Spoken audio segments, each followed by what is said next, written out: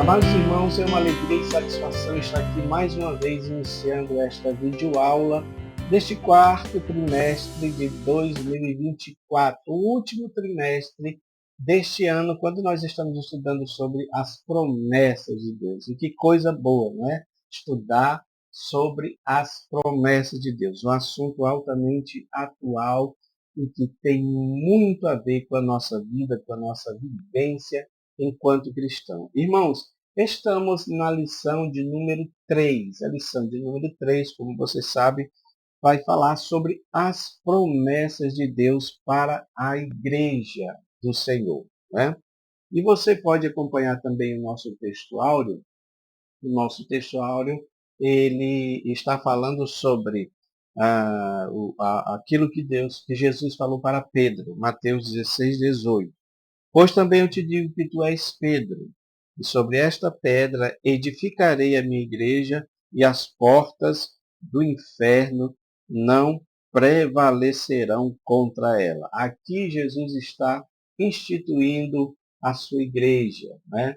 É claro que ela vai ter uma maior relevância a partir do momento que o Espírito Santo desce sobre ela lá no Pentecostes. Mas aqui Jesus já está prometendo que as portas do Hades, que aqueles conceitos existentes na época em relação à religião vigente, que era de fato a mitologia grega, que tinha o Hades como o Senhor dos mortos, o Senhor do inferno, não é? Inclusive, temos matéria sobre isso no nosso canal, meus irmãos, falando sobre isso, né? A forma mais geográfica, mais arqueológica, em que eles acharam, por exemplo, algumas cavernas, entradas de cavernas, em que essas cavernas elas eram tidas como as famosas portas do Hades, por onde as pessoas entravam para o mundo dos mortos, né? Mas isso era o que a cultura religiosa daquela época dizia. E Jesus veio então para quebrar esse tipo de entendimento e dizer, olha, o Hades, as portas do Hades não vão prevalecer contra a minha igreja, ou seja, aquele tipo de entendimento, aquele tipo de religiosidade não prevaleceria contra a igreja do Senhor, porque agora o mais valente estava chegando, né? Não é assim que a palavra de Deus diz? O valente está ali dominando a casa, mas chega um outro mais valente, domina sobre ele, então agora ele é o dono da casa. Ele está dominando. Então, até aquele momento só tinha aquele entendimento de toda aquela mitologia, não é? Do Caronte, daquele barqueiro em que levava as pessoas através do rio Estígies para o mundo dos mortos, não é? Tanto é que tinha toda aquela ideia de quando a pessoa morria, eles tinham que colocar uma moeda nos olhos das pessoas para que isso possa satisfazer o barqueiro, para que ele pudesse levar as pessoas para o outro lado. Se não acontecesse isso, a pessoa poderia ficar vagando, não é? Mas tudo isso, meus irmãos, eram ideias religiosas, crendices, misticismos daquela época, não é? O mais valente chegou para dizer que a morte, que o inferno não iria prevalecer contra a igreja do Senhor. Isso é importante nós entendermos. E a verdade prática diz que as promessas de Deus para a igreja são gloriosas. São gloriosas. Promessas de vida eterna, de poder e de glorificação final do nosso corpo, né? Na verdade, aqui está os 3 pontos da nossa lição e eu quero já aqui aproveitar para mostrar o nosso gráfico esboço, que você está sempre vendo aí nosso gráfico esboço. Tá? 3 pontos são isso que está na verdade prática. A natureza da promessa de Deus para a igreja, essa promessa ela vem seguida de sinais sobrenaturais, ela vem também seguida de revestimento de poder, e são promessas espirituais para uma instituição espiritual. Segundo ponto, promessas de Deus para a igreja. promessa de vida eterna, de poder espiritual, né, de glorificação do nosso corpo. E também o terceiro ponto, as condições para todos nós termos essas promessas de Deus. Que é preciso crer, é preciso ser fiel e é preciso ser obediente. Meus irmãos, primeiramente, vamos ver aqui o que está na nossa palavra-chave, não é? Não poderia ser diferente. A palavra-chave está falando aqui de igreja. Igreja. E todos nós já sabemos aquela conceituação da igreja, né? Da eclesia, segundo os estudiosos aí, a pronúncia, né? Eclesia, eclesia, ou seja, aqueles que são chamados para fora, porque isso faz referência à polis grega, porque naquela época os gregos foi que trouxeram esse conceito da democracia. Então, o cidadão decide, toma decisões públicas para o bem da sociedade, da polis. Então, para isso, ele chamava as pessoas, os líderes, as lideranças, para essas reuniões, ou seja, tirava ela das suas casas para essas reuniões públicas, onde ali eles tinham decisões a tomarem. Esse conceito grego de eclesia foi tirado e inserido no Evangelho. Porque quando Jesus diz assim, olha, eu te digo que tu és Pedro, sobre esta pedra edificarei a minha igreja. Então ele está dizendo que ele chamaria pessoas para congregar, para se reunir, para formar a eclesia nele. Ele é o cabeça da igreja. É importante nós entendermos isso, né? O conceito da palavra igreja. E eu queria mostrar esse gráfico para os irmãos, só para a gente entender na verdade, debater a respeito disso, né? De maneira para não haver confusão em relação ao nome. Então, por exemplo, você tem a igreja corpo. A igreja corpo é a igreja espiritual de Cristo. É o corpo espiritual de Cristo. É claro que dentro dessa igreja corpo pode haver um desdobramento da igreja institucional. A igreja institucional, ela não é necessariamente, digamos assim, má, tá? Por quê? Porque ela é uma igreja denominacional, e eu falo isso porque às vezes há pessoas que são contra as denominações, né? Haja vista o movimento dos desigrejados, né? Dos chamados desigrejados, que são contra a questão denominacional. É verdade que Cristo não fundou uma Assembleia de Deus. Cristo não fundou batista, presbiteriana, metodista, católica. Não. Ele fundou a igreja corpo, corpo de Cristo, onde ele seria o cabeça dessa igreja. Agora, os homens institucionalizaram e criaram as denominações, os nomes, né? Tanto é que os próprios cristãos, eles não se autodenominavam cristãos. Alguém chamou eles de cristão porque eles seguiam a um líder chamado Cristo. Então, em Antioquia da Psídia, os cristãos foram chamados pela primeira vez, os discípulos, né, foram chamados pela primeira vez de cristãos. Tá?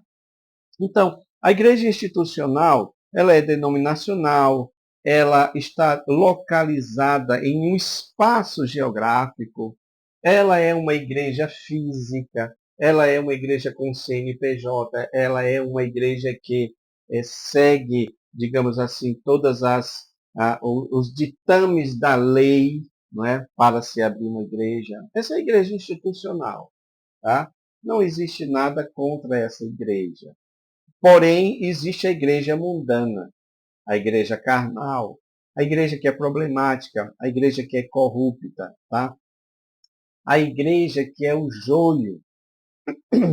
E para esta não existe uma promessa de Deus, uma promessa boa para esta, né? A não ser que a gente queira considerar ser lançado no lago de fogo, no lago que arde para todo sempre, como uma promessa. Eu não acredito que isso seja necessariamente uma promessa, não é, a não ser se a gente levar pelo lado que se trata de uma promessa negativa. Ou seja, Deus está dizendo que quem não fizer parte do corpo de Cristo automaticamente está dentro dessa outra igreja que vai ser destruída. Então, isso é uma realidade, porque o joio está dentro da igreja corpo de Cristo, da igreja institucional, melhor dizendo, né? Na igreja corpo de Cristo eu não acredito, né? Então, meus irmãos, é só para nós conceituarmos, eu também coloquei lá um gráfico sobre um gráfico muito interessante, meus irmãos, sobre a eclesiologia. A gente precisa entender as figuras da igreja, né, o nome da igreja, a própria denominação eclesia, o que é, está falando sobre isso, está falando sobre a forma de governo da igreja, né, as figuras da igreja. Então, esse gráfico e esse estudo está muito bom lá, se você quiser. Eu só trouxe esse aqui para a gente lembrar isso, que é muito importante, tá bom? Então, vamos lá para o nosso primeiro ponto, né? O nosso primeiro ponto. A natureza da promessa de Deus para a igreja. Meus irmãos, primeiro aqui ele está falando de promessa de sinais sobrenaturais. E estes sinais seguirão aos que crerem. Né? Isto Jesus fala dentro da grande comissão, que está baseado nesses três pilares, o ID, que é a ordem para eles seguirem adiante, levando o evangelho, tá? Mas também tem o Ensinai, né? Que até temos um projeto também com esse nome, né? Projeto Ensinai, de levar o ensino bíblico, o estudo sistemático da teologia sistemática às igrejas. O ID, o Ensinai e o Batizai, né? Que faz parte também da igreja.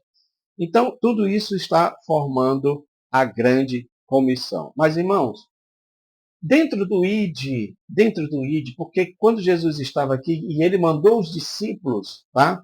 Os sinais também seguiram. Tanto é que os discípulos voltaram alegres, dizendo: Olha, Senhor, sob o teu nome até os demônios se nos submetem. Porque estes sinais, meus irmãos, significaria a presença divina, a confirmação de que Deus está presente, de que Deus está agindo. Isso é muito importante porque vocês sabem muito bem que há um movimento, não é? Especialmente esse movimento calvinista que procura entrar dentro das igrejas da Assembleia de Deus, e eu não sou contra as doutrinas, especialmente as doutrinas que estão de acordo com a palavra de Deus, porque algumas não estão de acordo. Não vamos entrar aqui no mérito da questão, mas é só para dizer que essa receptividade dessa doutrina, às vezes os irmãos estão abraçando com o pacote inteiro. E para quem é cristão, por exemplo, os nossos irmãos presbiterianos, que eu respeito muito, mas muitos deles, com a exceção das igrejas presbiterianas renovadas, os demais são cessacionistas. Então aqui você vai entrar dentro desse assunto, não é? Porque eles dizem que os dons cessaram. Eles dizem que esses sinais cessaram. Mas como pode dizer que cessaram? Se Jesus disse que é para ter continuidade. Se Paulo fala sobre isso, por exemplo, na questão das línguas, não é? Ele fala sobre isso. O que fala em outra língua não fala a homens, sendo que ninguém o entende e com Deus fala de mistérios. Então a gente não pode dizer que esses sinais cessaram. Quem sou eu, quem é você para dizer que Deus não está mais agindo? Pode ser que houve um arrefecimento por causa exatamente dessa ideia de não permitir a ação de Deus. E pode ser algo tão paradoxal e complexo de dizer isso, porque a gente fala assim, Deus é soberano, Deus faz o que Ele quer, com quem Ele quer, mas e quando há uma não permissão ou uma intromissão, ou, melhor dizendo, um esfriamento? Porque Paulo fala sobre isso, não apagueis o Espírito. Então é possível apagar o Espírito, e pelo que a gente vê, o Espírito foi apagado em eras e eras da igreja, em que se deixaram de crer nos sinais. Os sinais voltaram depois, especificamente, meus irmãos, com o movimento pentecostal, a Rua Azusa, William Seymour. Porque antes disso, não se tinha ideia de Deus operando poderosamente. Aí se pergunta, Deus mudou? Deus deixou de agir? Acabou o poder de Deus? Obviamente que não. Mas se Deus continua sendo o mesmo, o que foi que mudou? Nós mudamos. Os seres humanos mudaram. Os seres humanos colocaram, sabe, doutrinas que não tem na Bíblia. Porque quando Paulo diz que havendo línguas cessarão, ele está falando de um futuro. Ele está falando de um tempo em que não vai precisar mais realmente de sinais, de operações maravilhosas. Mas enquanto isso, enquanto nós estamos aqui, Deus vai continuar agindo a despeito do que pense o homem, a despeito dos falsos sinais, a despeito das pessoas que utilizam disso daí. Porque tem muito misticismo também no meio. A gente precisa estar atento a isso, meus irmãos. Então, vamos buscar conhecimento da palavra de Deus. Vamos buscar discernimento. Porque também os falsos profetas iriam fazer grandes sinais, diz a palavra do Senhor, que se fosse possível enganaria até os escolhidos. Mas o que a gente precisa entender é que estes sinais evidenciam o agir de Deus. Tem um texto muito interessante em que é dito que os discípulos pregavam por toda parte e o Senhor cooperava com eles por meio dos sinais. Olha que coisa interessante. Isso mostra que não é o sinal, os milagres, não são produções humanas. Não é você que tem o poder de operar sinais e milagres. Porque tem gente fazendo isso. Tem um profeta aí que se intitula o maior profeta do Brasil, não é? E ele diz que ele opera os sinais. Ou seja, o poder está inerente nele. Sendo que o poder vem de Deus. É Deus quem dá o poder. E continua sendo dele. E ele continua agindo. Porque também, se ele não quiser agir, não vai agir. Não tem profeta que faça alguma coisa. Mas também, quando Deus quer agir, ninguém pode impedir o agir de Deus. Meus irmãos, outra promessa, promessa de revestimento de poder. Tá? Esse revestimento de poder, meus irmãos, é testemunhal. Vocês receberão poder e ser-me-ão testemunhas. É para isso, especificamente para isso, que Jesus enviou o Espírito Santo. Não é para demonstração de espiritualidade. Não é para a gente ficar falando em línguas estranhas, para que as pessoas saibam que nós somos espirituais, porque também há muita gente fazendo brincadeira, há muita gente fazendo distorções das línguas estranhas. Eu sou de uma época em que se respeitava as línguas estranhas. Hoje ninguém quer mais respeitar. Hoje há um show de apresentações, de espiritualidades. Mas é interessante que essas mesmas pessoas não vão para as ruas evangelizar. Essas mesmas pessoas não têm poder para ir nas ruas para ganhar almas, que é o objetivo principal do Espírito Santo. Recebereis poder, dínamos, poder, e ser-me-ão testemunho, Jerusalém, Judéia, Samaria, até os confins da terra. promessas espirituais para uma instituição espiritual, que foi aquilo que eu mostrei para os irmãos desde o início, né? Da igreja. Da igreja, o que é a igreja? A igreja é uma instituição material? É, mas ela é especificamente uma instituição espiritual. Aí aqui vem mais ou menos um resumo, por isso que eu quero dizer para os irmãos, incentivar vocês a dar uma olhada no nosso gráfico que trata sobre isso, né?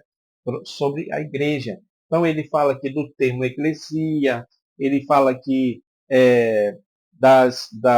de como a igreja é denominada, por exemplo, o corpo de Cristo, templo de Deus, noiva de Cristo, tem outros nomes que falam sobre isso, tá, irmãos? Sobre a igreja. E aí a gente precisa entender sobre isso, tá bom? Voltando só a esse outro ponto para dizer para os irmãos que essas promessas dessas manifestações, elas não deveriam ficar restritas, meus irmãos, às manifestações corporais, aquelas de trejeitos, de a pessoa ficar, sabe, rodopiando, dançando, fazendo aviãozinho, aqueles tipos de liturgia que estão fazendo hoje, que as pessoas ímpias estão confundindo com os cultos afro-brasileiros. Ou seja, o que está acontecendo são bizarrices, o que está acontecendo são sincretismo. Não foi para isso que o Espírito Santo foi enviado, mas sim que a gente tivesse poder de Deus para testemunhar. Bom, vamos lá para o segundo tópico. O segundo tópico, as promessas de Deus para a igreja. Quais são essas promessas de Deus? Primeiro, promessa de vida eterna. Meus irmãos, qual é o conceito de vida eterna? A primeira coisa que a gente precisa entender é a nossa posição em Cristo. Porque, segundo Paulo fala em Efésios, ele nos fez assentar nas regiões celestiais em Cristo Jesus. Nós estamos assentados nas regiões celestiais. O que é isso? Nós andávamos nas trevas, nós andávamos na escuridão. Quando aceitamos a Cristo, a nossa condição espiritual mudou. Agora não estamos nas trevas, estamos na luz. Agora estamos nas regiões celestiais em Cristo. Esta digamos assim, o efeito imediato da vida eterna, aqui e agora. Então, significa dizer que nós já temos um aspecto da vida eterna em nós, através do Espírito Santo que nos faz sentir o gozo, a alegria do porvir. Isso é muito importante. Agora, é claro que essa vida eterna também se configura em uma vida plena, ou seja, uma vida completa. A nossa vida aqui não é completa. Nós temos doença, nós temos enfermidade, nós temos problemas, nós temos muitas coisas que são negativas, que são dolorosas, que são penosas para nós, meus irmãos. Isso não é vida plena. A não ser pelo fato de que, apesar de tudo isso, Deus ainda nos dá condições de viver em abundância, em alegria. Mas a gente sabe que em uma hora nós vamos morrer. Isso não é uma vida plena. Mas a vida plena é uma vida completa, é uma vida ilimitada, porque nós não vamos mais morrer, nós vamos viver eternamente. Isso é uma vida plena. Isso é uma vida superior. Isso é uma vida perfeita. Louvado seja o nome do nosso Deus. Uma vida perfeita, uma vida perfeita, uma vida plena, uma vida eterna. Isso é, de fato, a vida eterna que Deus prometeu para a sua igreja e que nós precisamos, meus irmãos, cada dia mais falar a respeito disso, sabe? Estimular uns aos outros sobre isso. É por isso que os discípulos, a igreja primitiva, tinha força para continuar, primeiro porque elas viram o Cristo ser assunto aos céus e prometeu essa vida para nós. Prometeu essa vida para aquela igreja e para todos aqueles que crescem nele. Tá bom?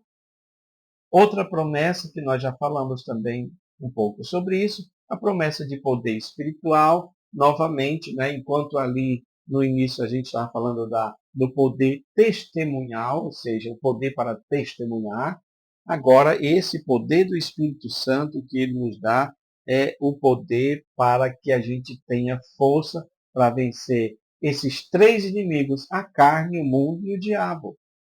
São os três inimigos.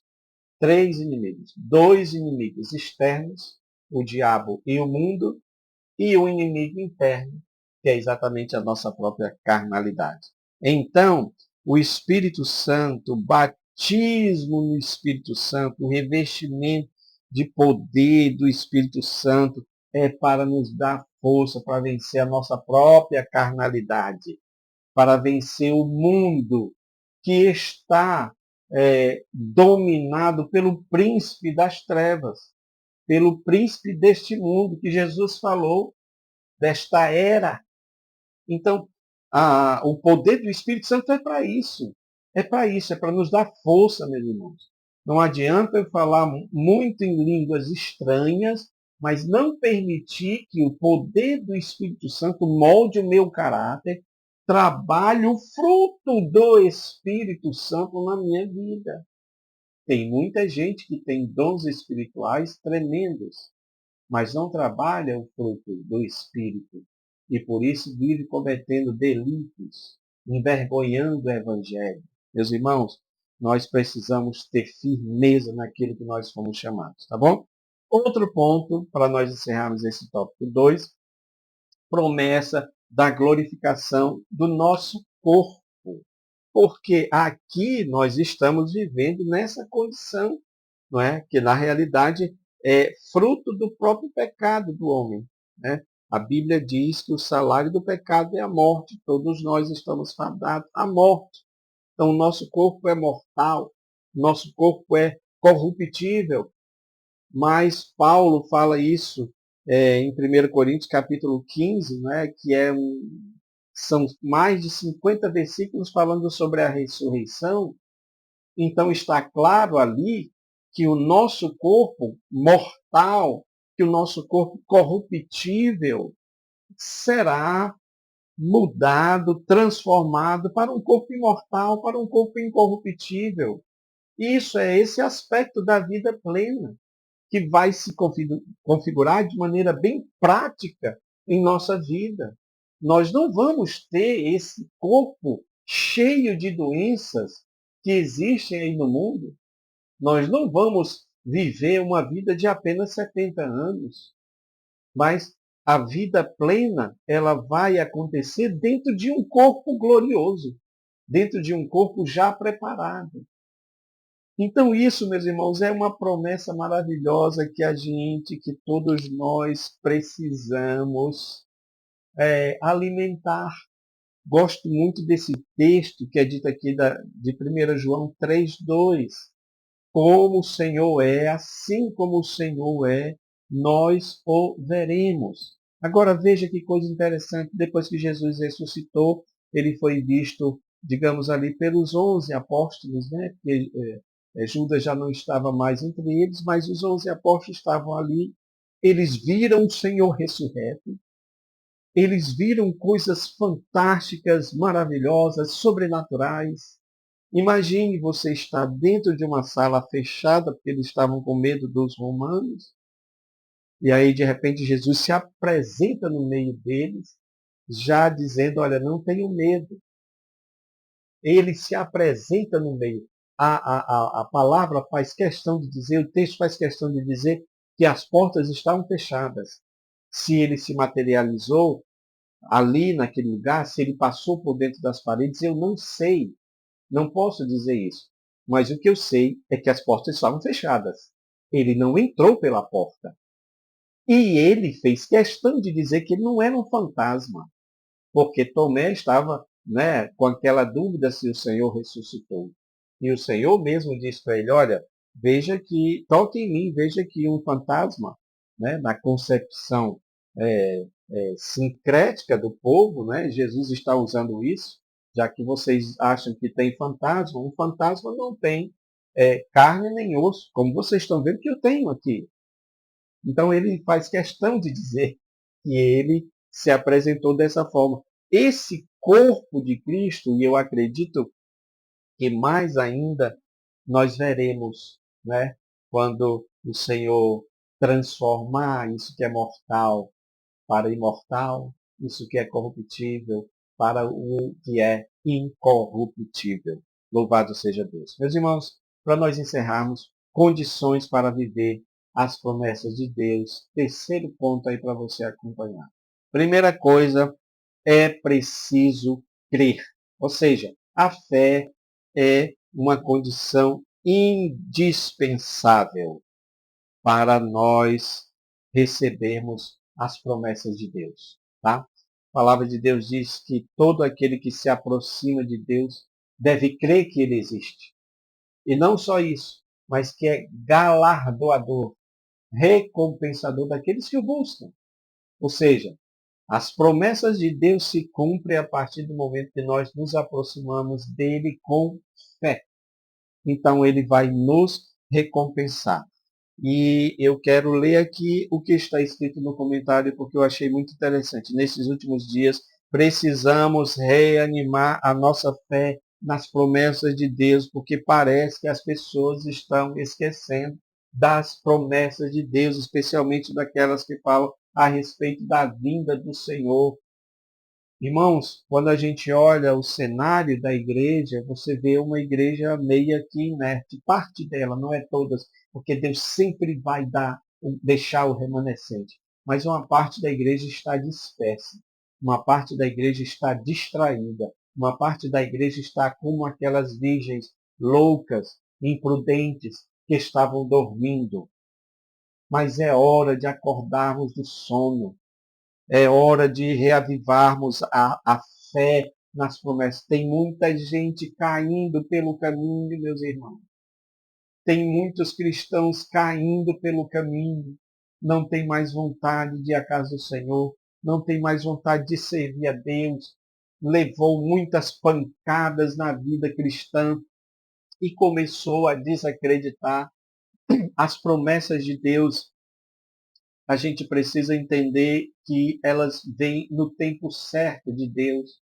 Isso é muito importante a gente acreditar nisso, porque às vezes pode acontecer de uma promessa não vir no tempo certo, demorar, porque demora. E demora não é porque Deus demora, demora porque é no momento dele. Eu não quero falar nem de tempo, porque Deus é atemporal, é no momento dele, é na hora que ele quiser. Agora, para nós demora porque nós somos finitos. Nós temos um prazo de validade.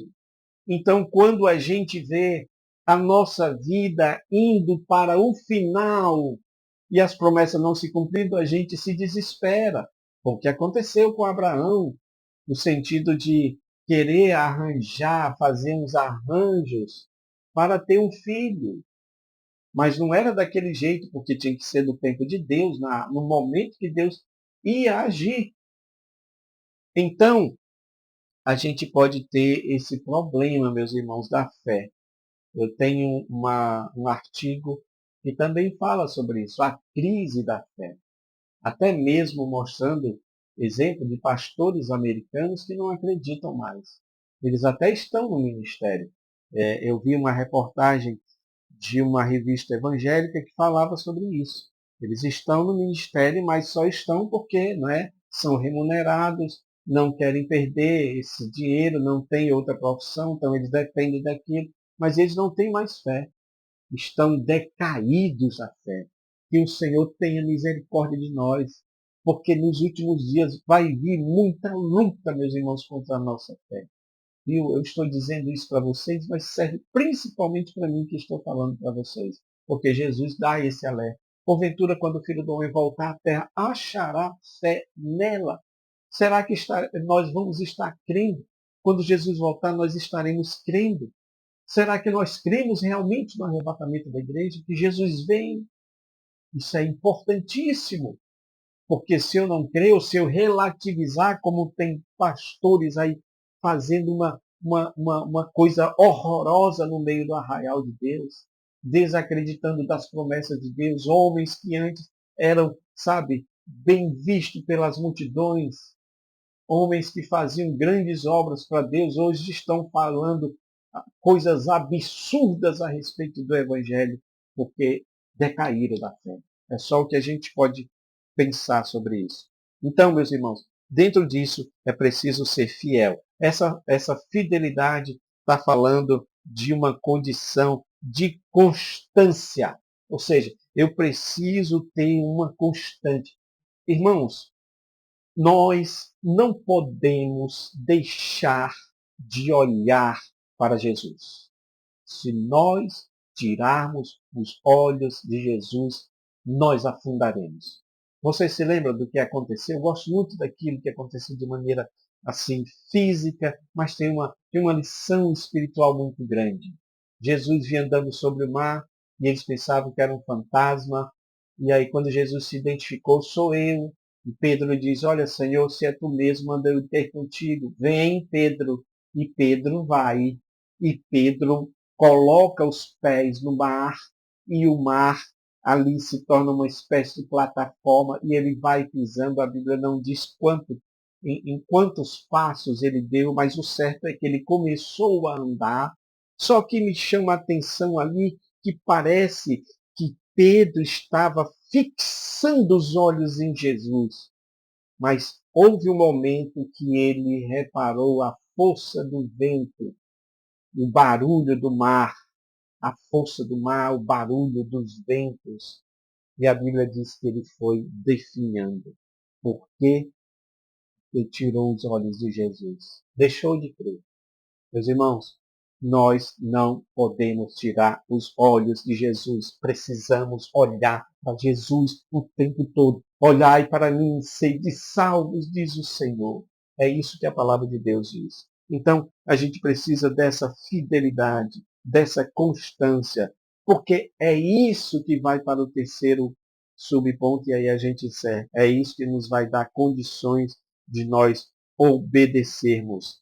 A obediência a obediência a Deus, as suas palavras, as suas promessas, aquilo que ele falou, porque para se concretizar uma promessa é preciso a gente continuar crendo, e para crer a gente tem que obedecer à palavra de Deus, ao que ele diz. Essa é uma condição importante. Se nós não fizermos isso, não vamos alcançar as promessas, mas a Bíblia mostra que todos aqueles que foram obedientes, que foram fiéis, que continuaram crendo, eles alcançaram as promessas de Deus.